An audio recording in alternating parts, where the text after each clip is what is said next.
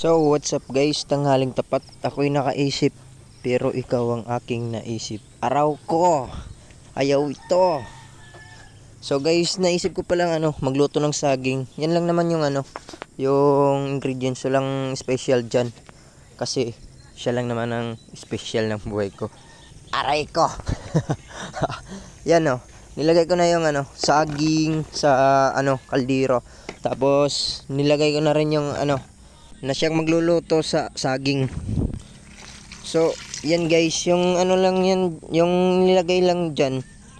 Asukars, yung sagingers, tapos gataers, unang gataers, tapos pangalawang gataers. So, pero masarap yan na merienda guys.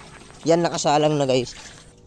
Tapos lumabas na muna ako guys para magpahangin kasi sobrang hot ko na talaga. Ay, sobrang init talaga ng panahon guys. Tapos yan unang tingin merienda na agad. Yan kumukulo-kulo pa yan guys. Yung meriendang sagingers na may gataers tapos asukars. Yan, nilagay ko na yung unang gataers tapos yung asukars. Sarap niyan guys, merienda kahit sobrang init. Yan, takpan muna natin. Yan guys, pinuntahan ko na muna yung aso naming si Jitro kasi nakabimbangers kaninang hapon. Namumroblema kasi mabuntis daw niya yung binimbang niya kanina. So ayun guys, tinignan ko muna yung niluluto ko. Yun kumukulo na guys. At lutoers na.